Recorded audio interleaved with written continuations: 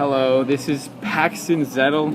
She goes to Highlands Ranch High School in Colorado, and she's 17 years old, and I know her just because she's a friend.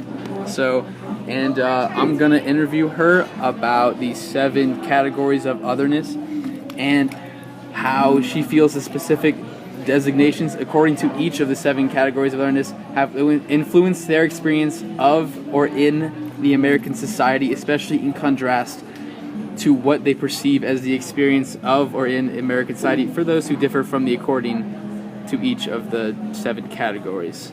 So Paxton, how do you see the first one, age? Age, I feel like people see us as a future since we're teenagers and college is coming up, so we can choose like our career more easily.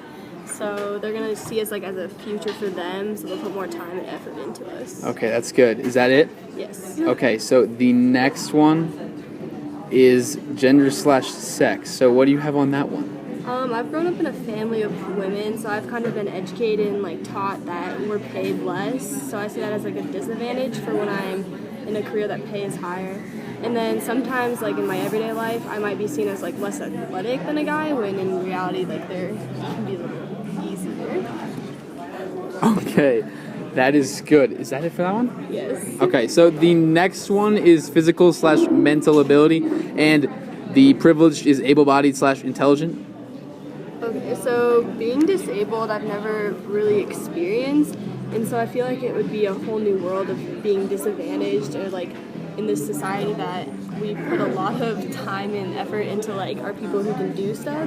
So being able to walk and be a part of like just usual activities makes me really privileged in certain ways that somebody who couldn't walk would be unable to do. And then with my mental abilities, having no mental barriers has made me more privileged in terms of school, and not having some of the back steps that my sister who has dyslexia has experienced in school, since she has to be taken out and she's not necessarily seen as smart as some of the other kids.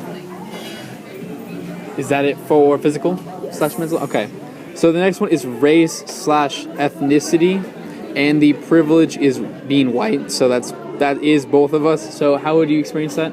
I would say that I've grown up learning that like we do segregate up against certain people of other color and stuff, and to like not do it and how wrong it is. But I personally have never experienced that, so I don't know how hard it would be, but I can only imagine that it would be super hard to be segregated against and seen as less in a society that is mainly white.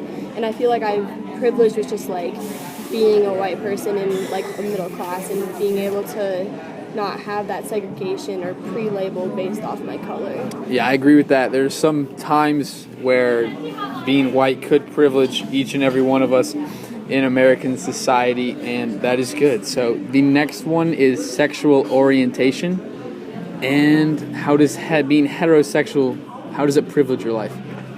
So being heterosexual means I don't really get labels put on me as much as some others might who are homosexual, just because society like might not necessarily approve of them off the bat, and we often like pre-label them as different than us. So I'm privileged to not appear different in any sense of like sexual orientation or anything, and that just makes me seem more normal and fit into society. So I'm just seen as like typical kind of person. That's good. I agree with that. Okay, so now on to the secondary identifiers, and the first one is economic status/class/income, and the privilege is being like more wealthy or rich, I guess you could say.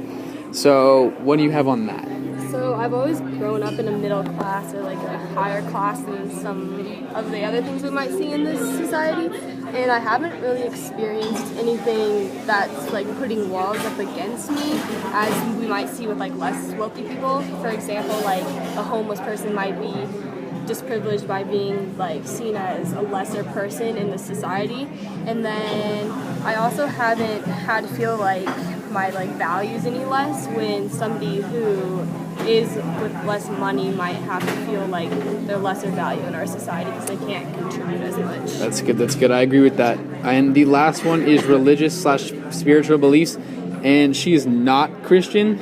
So how does that affect your life at all? Well, going through and looking at colleges, I see that there's a lot of places where I'm going to have to take a religion course if I want to go to a certain college, and that kind of puts me on a backtrack, less privileged than some of the other kids that might be going there who already know it. All right, sweet. Is that it? Yes. All right.